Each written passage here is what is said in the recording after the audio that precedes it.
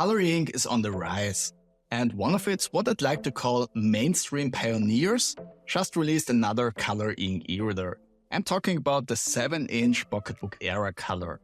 Besides Amazon and Kobo, Pocketbook is one of the 3 mainstream e-reader providers in Western markets.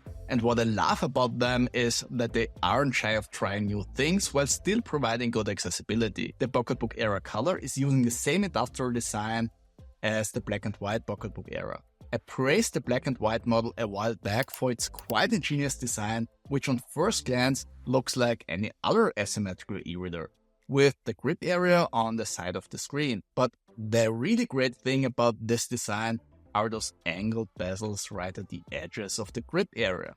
It looks like just a cosmetic design choice with no real benefit at first, but honestly it makes this e-reader so much more comfortable to hold than its competitors, that I'm almost certain we will see others adopt the design choice in the future as well. See how well that part of the e-reader fits into my palm?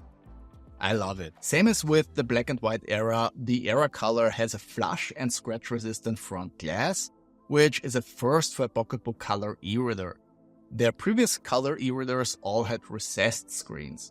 So this one looks a bit more modern, and the scratch resistance is a nice plus, even though I never had issues with my e-reader screens getting scratched. The frame is made of high quality plastic and almost looks like aluminum, and we've seen that same material and style on other recent Pocketbook e-readers, and it still reminds me a lot of high-end smartphones and tablets. With the exception of the back cover, which uses ribbed plastic and doesn't look or feel as premium, but it helps with a secure grip. The buttons are sitting right at the edge of the bezel, which works surprisingly well because you can comfortably rest your thumb either on the bezel or just let it rest on the button. The only thing that I would have loved to see is an improvement in the buttons form. The page turn buttons on the Pocket InkPad line have a more pronounced curve, which makes them a bit easier to blindly use. I wouldn't say it's a huge problem on the Era Color, but having used the InkPad e-readers, I know it's possible to do it a bit better. Specs-wise, the Era is pretty well equipped with 32 gigs of non-expandable internal storage, Bluetooth and IPX8 water resistance. It also has a very generous 2500 mAh battery. The internal storage is now double or half the size of the black and white model, depending on how you look at it, because that one was available with either 16 or 64 gigs of internal storage. This time around, there's only the 32 gigs version. It's a fair compromise considering 32 gigs is typically more than enough for most users, but since this is not expandable, I would have loved to see Pocketbook go for 64 gigs or even more, to be honest. But just for comparison, the Kindle Paperwhite Signature Edition, which is aimed to use audiobooks more, also brings 32 gigs to the table. Speaking about the Paperwhite Signature Edition, which has wireless charging capabilities, the Era Color also has a nice trick up its sleeve. You can attach this optionally available case to the back side of the e-reader by removing this part right here. That case not only protects the device, but also adds wireless charging. With a weight of 235 grams without the cover, it's on the upper end of what I'd like to see in a 7-inch e-reader, but it's still fine, especially considering the great design choice with the angled grip. There's also a built-in speaker for listening to audiobooks, music, and to use the text-to-speech function, which I'll showcase later on in this video. Let's first talk about the display, which uses Kaleido 3 technology. That's currently the best color ink tech you can get. It has a 7-inch mixed 300 ppi and a 150 ppi screen, which is characteristic for this tech. The reason for these two resolutions is the approach with using an RGB color filter. So right on top of the regular black and white ink screen, which is the one with the 300 ppi resolution, sits the RGB color filter with 150 ppi. That filter is passive, which means it doesn't do anything and just sits there. So to generate colors, the ink screen underneath is darkened strategically to show the subpixel color that we need. So for example, to show the color green, the red and blue subpixels are darkened. The 300 ppi resolution, unsurprisingly, is sharp and crisp. The lower 150 ppi resolution typically isn't really noticeable because, especially in comics with dark outlines, the 300 ppi ink resolution masks the RGB resolution.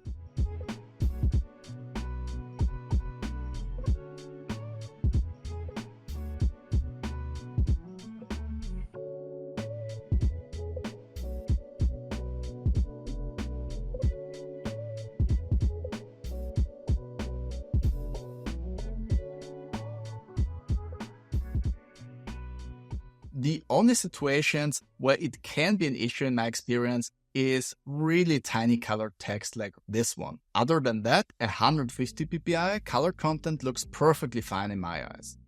But that color filter approach has some downsides which are not limited to the Pocketbook Era Color, by the way. All color ink e-readers within Kaleido 3 are the same here. So the first downside is the darker screen when not using the Frontlight. Compared to a typical black and white ink screen, it's noticeably darker. So the mentioned RGB layer, as I said, is always there and is responsible for that. But that can be fixed quite easily by enabling the built-in Frontlight. Just dial it up a little and you're good to go. So it's not a huge deal, but you definitely need to keep this in mind if you prefer using an e-reader without the Frontlight. Because without enabling it, I'd say Kaleido 3 generally is too dark to use it comfortably indoors. The second downside is even less of an issue in my opinion.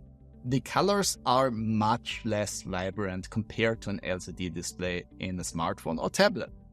But honestly, that's something that you quickly forget when not comparing it to those devices. Same as you quickly forget that orange Frontlight setting when reading at night. And the last point I want to mention here is the slightly grainier screen compared to regular ink. Kaleido 3 is actually the first color ink tech that I also recommend for reading regular black and white ebooks, because the colored subpixels are now so small that they aren't so obvious as with older generations. But still, they create a very slight grain. It's actually pretty hard to capture on camera because it's so subtle and only really noticeable when holding the device fairly close. So same as with the other points, it's a con, but not a really huge deal during normal use. So I mentioned all of this not because this is a bad experience, but because I want to paint a complete picture and want you to know what to expect. In my opinion, having colors is a big plus. Even if they are a bit muted, just looking at book covers makes the user experience so much nicer in my opinion. And if you read comics or colored mangas, it's also much better. Color saturation is pretty much the same as on the 7.8-inch Kaleido 3 devices, which is pretty good for e-ink. Just one thing, same as on the InkPad Color 3, default color rendition seems a bit off. I suspect because Pocketbook optimized it for being a bit lighter to compensate for the dark Kaleido 3 screen. Personally, I don't like it. So I recommend jumping into the color rendition settings, doing some adjustments. Those are the ones that work best for me. Just keep in mind that this might change with future software updates. The frontal quality is good, but not the best I've seen. Along the right side of the screen, there's a small strip where the light is a bit brighter.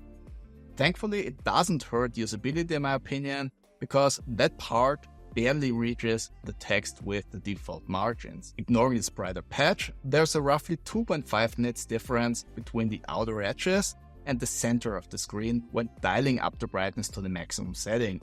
In other words, that's a difference you can see when looking for it in a pure text ebook, but typically shouldn't be an issue for most people.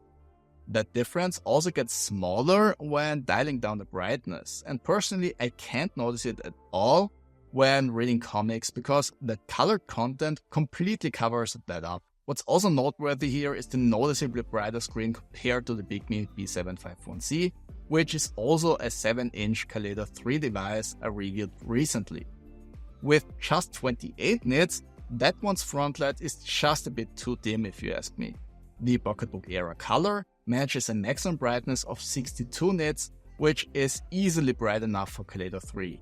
So all in all, as I said, fronted quality is good and better than on the black and white era, but not perfect. I suspect most people won't have issues with the Frontlight. Ghosting also isn't an issue when just showing text, but it's typically more obvious for image-rich context, which is why I have set up the eReader so it fully refreshes the page on each page turn to get rid of it. What's also nice to have is the dark mode.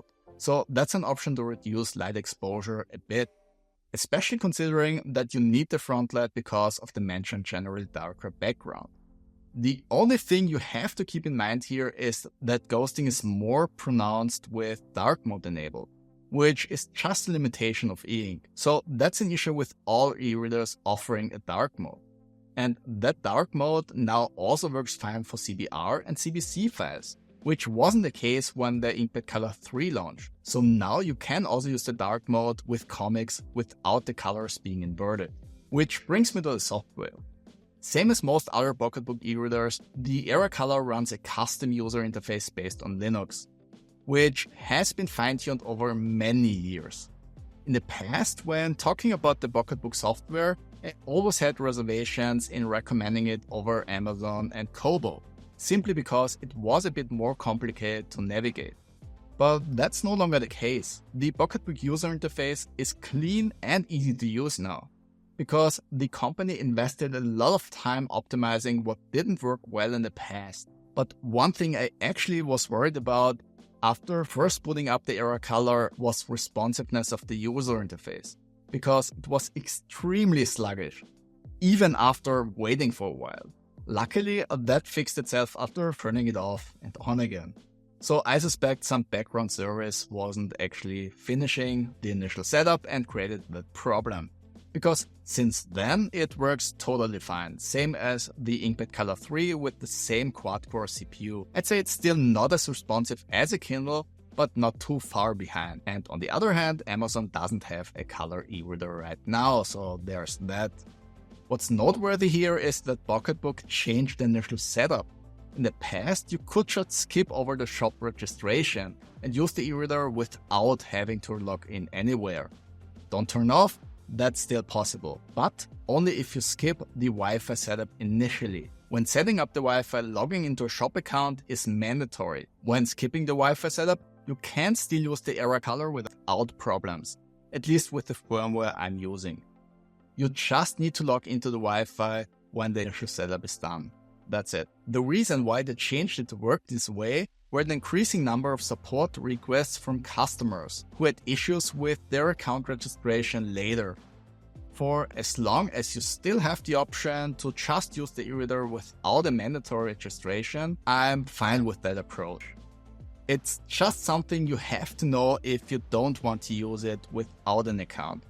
But obviously it's more comfortable to use it with one, because then you can also use the integrated ebook and audiobook store. Before coming to the reading functions, I also want to quickly mention the great customization options Pocketbook is offering. It almost feels like Android at times. Almost. But even without Android, as the operating system, you can customize shortcuts, change touch zones, remap buttons, and hide the shop recommendations from the home screen. It's small things like these that help make this mine, if you know what I mean. I can decide how to use it and make adjustments if needed.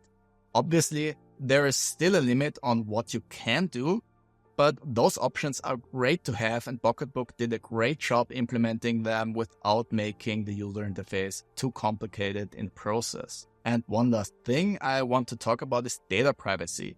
In my opinion, Pocketbook offers the most data privacy-friendly e-readers you can get at the moment. The company even stopped anonymous data collection with recent firmwares, which in combination with the option to use the e-reader without an account makes this a great choice for privacy-conscious users. Which now finally brings us to the software features. The library, often an afterthought with the competition, is the best you can get with Pocketbook.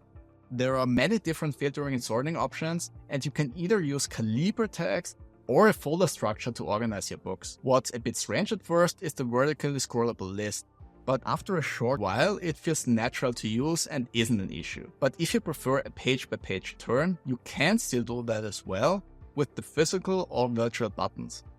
Inside a book, you have the usual text styling options to make adjustments to the layout. You can also install your own fonts, but to be honest, others are a bit better in offering more options here in general. So I hope Pocketbook will add more options like text alignment and maybe even more granular options for margins and line heights. The dictionary feature offers a huge selection of different dictionaries, which you can easily install free of charge with just a few clicks directly from within the user interface. They work well in general, and Pocketbook further improved word identification from previous versions with the morphological dictionaries. Previously, the dictionaries could only handle direct matches or the infinitive form of a word. With this function, the accuracy got better for various grammatical forms and languages. It's still not 100% accurate, but that's the same with the competition. So overall, I'm happy with the way things improved over time, but there's still room for improvement. Note-taking is another strength for the Pocketbook Era Color.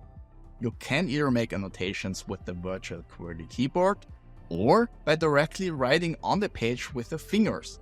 And even though this is not the same natural writing experience that you'd find in a dedicated note-taking tablet with a Wacom touchscreen, it's actually working much better than expected, with pretty low latency. But because there is no dedicated stylus support, I'd say it's more of a well-functioning bonus feature and not a core function that I'm typically using to annotate books. The QWERTY function works much better for that in my opinion, especially with the quick color selection. The text-to-speech function is also working very well, and while it's obviously not as good as a professional speaker, it's easily good enough to continue in a book if you can't look at the screen. I imagine it can also be helpful for people who are learning how to read or those with visual impairments, because it highlights the current selection while reading it out loud. There's also a couple of different languages and speakers available, which you can directly download from within the user interface without the need to register or log in. Just wanted to point that out again. So let's listen how that sounds. "We have no doubt his liberality is well represented by his surviving partner," said the gentleman, presenting his credentials. It certainly was.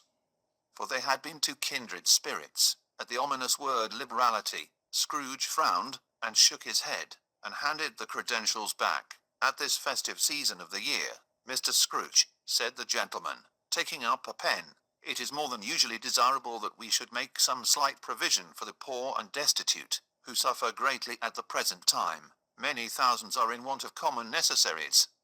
Hundreds of thousands are in want of common comforts, sir." And besides the text-to-speech function, you can also listen to audiobooks and music through dedicated apps. The system can handle MP3 files, which gives you a lot of freedom when getting your audiobooks. The only downside of that freedom is that there's no Audible compatibility, because that's a proprietary service. Another great thing about the Pocketbook Era Color software is the PDF functionality. While the 300 ppi resolution helps in getting a quick overview of a zoomed out page, you also have a couple of options to enhance readability, like cropping the page margins and zooming in. My favorite feature by far is the columns mode, which allows to zoom in to sections on the page automatically and then jump from segment to segment while retaining that zoom level. That's super useful for scientific papers and other documents with multi-column layouts. And even though the 7-inch screen is pretty compact, reading comics on it actually works better than expected. I'm typically fitting the document to the screen's width and just moving down the page with a tap or push of the page turn button. And as I mentioned, there's also a built-in ebook store which improved significantly over the last couple of years. So my Era Color is directly connected to the Pocketbook store, but that might be a bit different depending on the country and retailer. Just keep that in mind.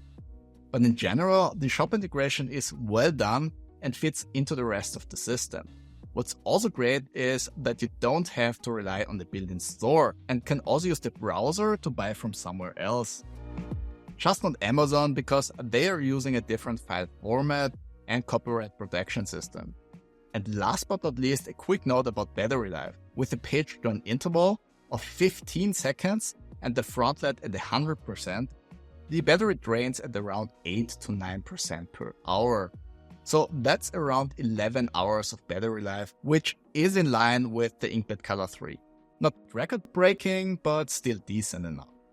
So all in all, the Pocketbook Era Color has a lot of cool features. I still love the shape of the Era Color with it sitting comfortably in my hand without pushing against my palm uncomfortably. And it also has a lot of well-executed software features.